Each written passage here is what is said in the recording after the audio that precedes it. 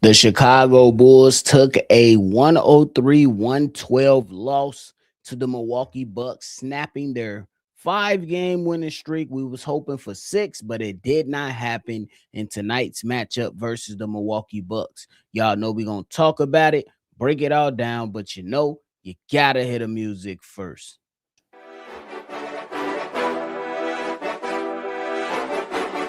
Cognac.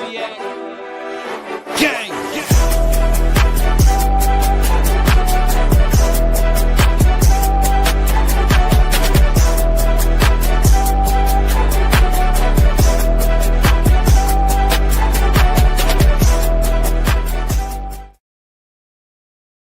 Bulls podcast with the Cognac Boys. I'm Cognac Boy Bobby, and I'm bringing you the post game for the Chicago Bulls in their most recent loss to the Milwaukee Bucks, 112-103, in a game that the Chicago Bulls did not necessarily perform particularly well versus the Milwaukee Bucks. You seen the Milwaukee Bucks have Giannis Antetokounmpo only played 25 minutes, but put up 29 points in his return for the Milwaukee Bucks. And then you seen guys like Ryan Rollins come in and play 35 minutes and put up 20 points versus the Chicago Bulls. Bobby Portis added 17 off the bench. Kyle Kuzma also added 12 off the bench. And that was pretty much the difference for the Chicago Bulls. For the Chicago Bulls, we seen Isaac Okoro give the Chicago Bulls 10 points. Nikola Vucevic gave the Chicago Bulls 16. Kobe White gives 16. Josh Giddey give 13. And Montes Buzelis did not necessarily have a great game and only put up 8 points in tonight's matchup. For the double bigs that come off the bench for the Chicago Bulls, and Zach Collins and Jalen Smith, respectively, Jalen Smith only gave 6 points, and while Zach Collins only gave 10 points, and it looks like he kind of tweaked his ankle towards the end of the game, and he went back briefly to the locker room, but then came out, and then Billy Donovan ultimately yanked him. And in this particular game for the Chicago Bulls did not particularly perform well, bro. That's just what it comes down to. When you talk about the Chicago Bulls and everything that transpired throughout this game, both teams only made 13 threes. For the Milwaukee Bucks, they only had 36% from the three-point line, while the Chicago Bulls had 34. The Milwaukee Bucks had 19 free throws, while the Chicago Bulls only had 12.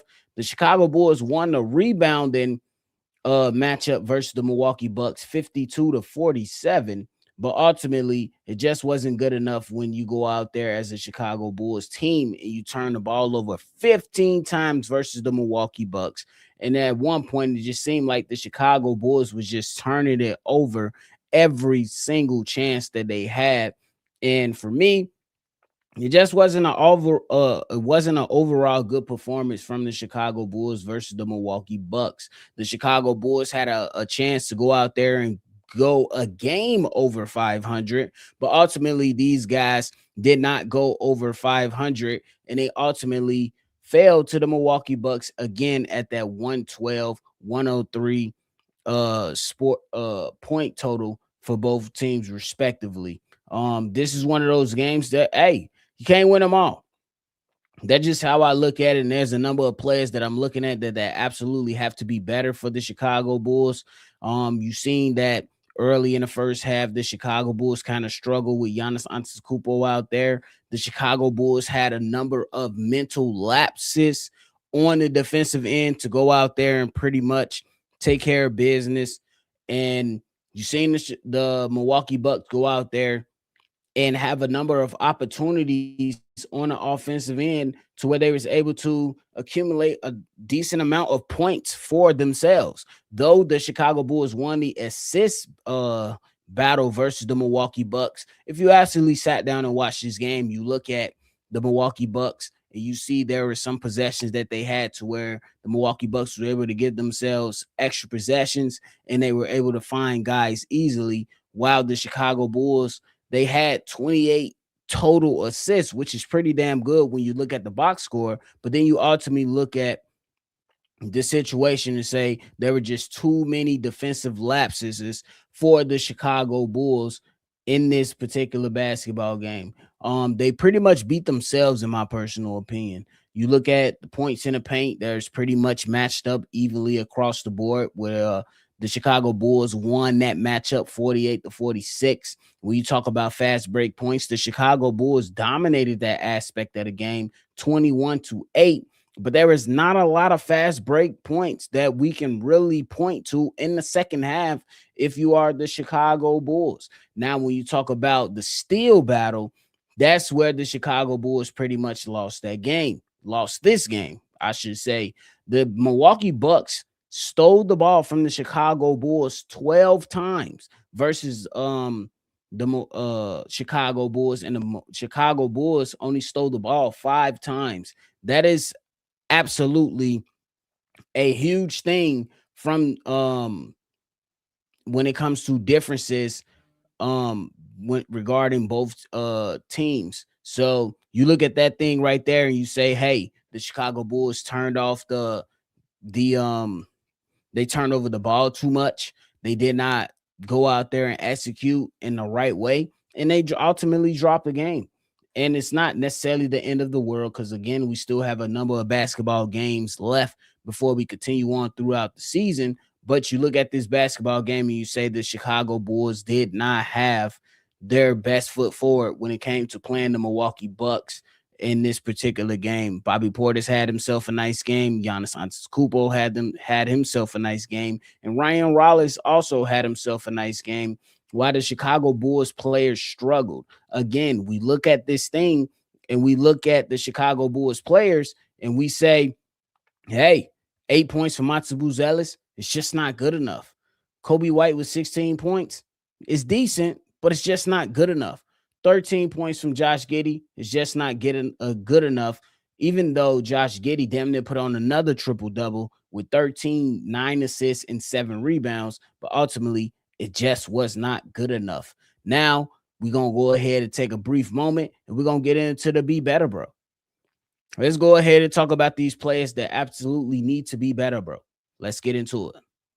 No way, Bro, no way. be better, bro. Come on, bro. You better than that. Brick Cola Youthlovich. Billy learned how to read the fucking room. He trash. Oh, my God. Trash. Here's a solution, buddy. Be better, bro. And there it is. The first player on the docket for me, for a player that needs to absolutely be better for the Chicago Bulls, and most in particular in this game, is absolutely, I'm going to look at Kobe White as number one. Kobe White, though he had 16 points, went 6-12 from the field, 4-8 from the three-point line, he committed a number of turnovers that was just mind-blowing. Kobe White did not perform particularly well in this basketball game. He committed 5 turnovers and pretty much limited himself to only 1 assist and 2 rebounds, which is not necessarily good for a Chicago Bulls team that needs him to be at his best in games like this versus a Milwaukee Bucks team who is coming off several games that they have lost in the past. And Kobe White absolutely has to be better for the Chicago Bulls. Now, I expect him to be better as we continue to move forward. But in this particular game, and considering last game, Kobe White has not been good over the last 2 games. I know it's not a great sample size, but those guys, including Kobe White, absolutely have to be better. So that is number one. Number 2, I'm going to look at Josh Giddey.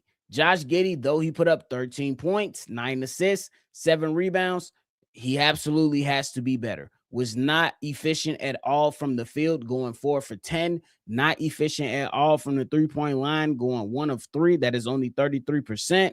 And then we look at the basketball team and say that Josh Giddey, you are the guy that's supposed to lead the way. And you did not necessarily do a great job for the Chicago Bulls. You accumulated 4 turnovers in this game, and that was not good for the Chicago Bulls. Josh Giddey, absolutely. We seen a number of possessions watching this game while Cdub was calling it.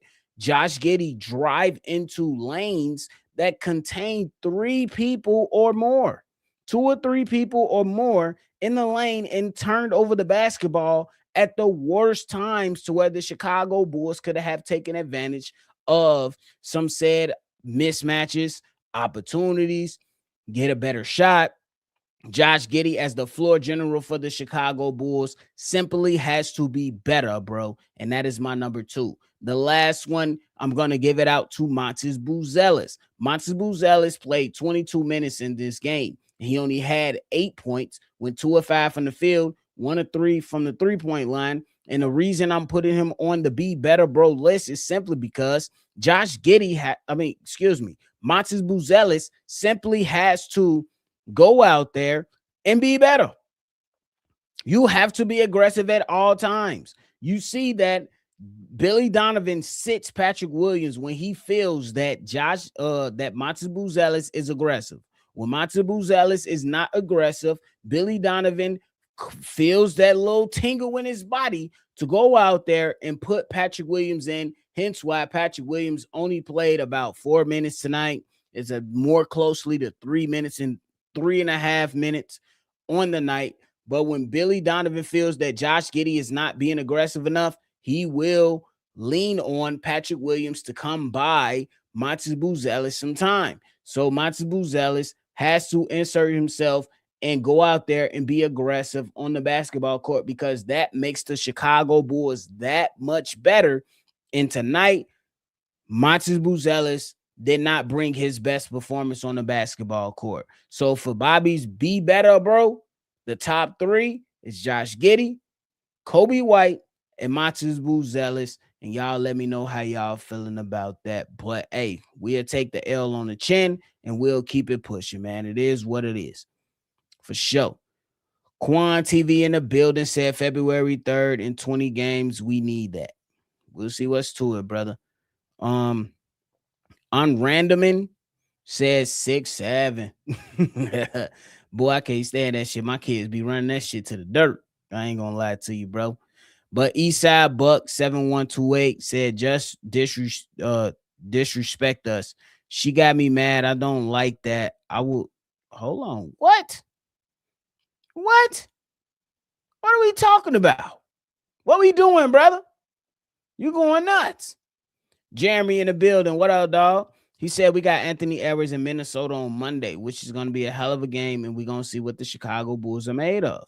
For sure, that double big lineup needs to put their best foot forward, and we'll see what happens with that. Nathaniel says Giannis versus Bulls now. Giannis been whooping us, though, over this course of the season. We got to keep it real. SP in the building says Giannis promoted to be the Aaron Rodgers of Chicago. This is war. So you saying Giannis Antetokounmpo own the Chicago Bulls? Shit. Can they trade him now? Please.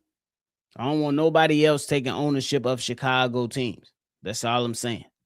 For real, for real. Steely E says no longer will call this team the Chicago Bulls until they win a playoff game. Call them the Dalton Cavs. Damn. William Jackson in the building. He said, what up, Bobby? What up, brother? Hope you had a great holiday on Christmas and you getting ready to turn up for New Year's, man. But hey, we're going to see what's to it. Dick Retorn says Kevin Huerter should have inbounded that basketball as jarred as he could right into Giannis' face at the end of the game after uncalled for windmill dunk after the game was out of reach.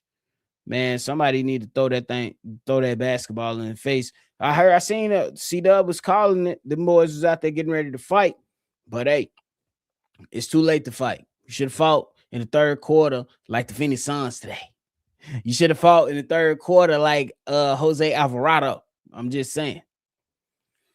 Jay Capone in the building says the Packers are down 10. I see that, brother. I'm watching on the other screen. I ain't going to lie to you. West C-Dub, he had to go ahead and bop out. He had to take care of my auntie, man. He had to do something with her. So I'm just holding it down for a couple minutes here. I won't be here too long. So it is what it is, brother. It is what it is. We definitely going to make sure we lock and loaded for the next episode, though. For the next post game, for sure. William Jackson said, yes, sir. But hey, man. Hey, the Bulls lose. What more can we say, man?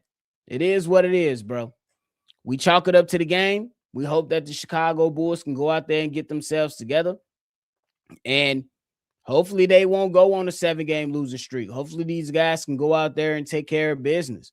The next schedule, the schedule coming up for the Chicago Bulls is the Minnesota Timberwolves, the Pelicans, the Magic again, the Charlotte Hornets again, Boston Celtics, Detroit.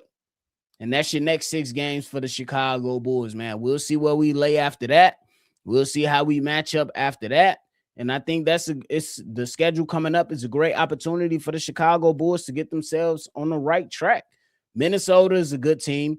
The Pelicans been whooping us this year. The Magic we've competed against. So we'll see what happens with that. And then the Charlotte Hornets, we look at that team.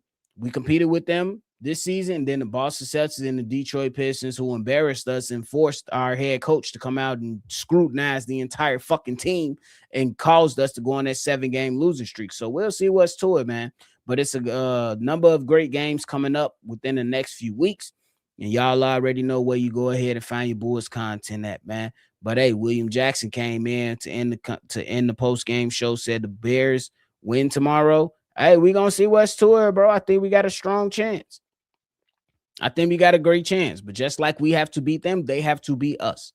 And I think that we have a strong chance to go out there and do what we absolutely need to do. We'll see what happens. For my Chicago Bears fans, make sure y'all tune in and y'all join Chicago Bears Central. And we're going to be right there rocking and rolling. And we're going to be talking our shit and doing the pregame, during the game, and post-game for the entire thing, covering it all to see what happens with the Chicago Bears, to see if they can go ahead and lock up this division tomorrow.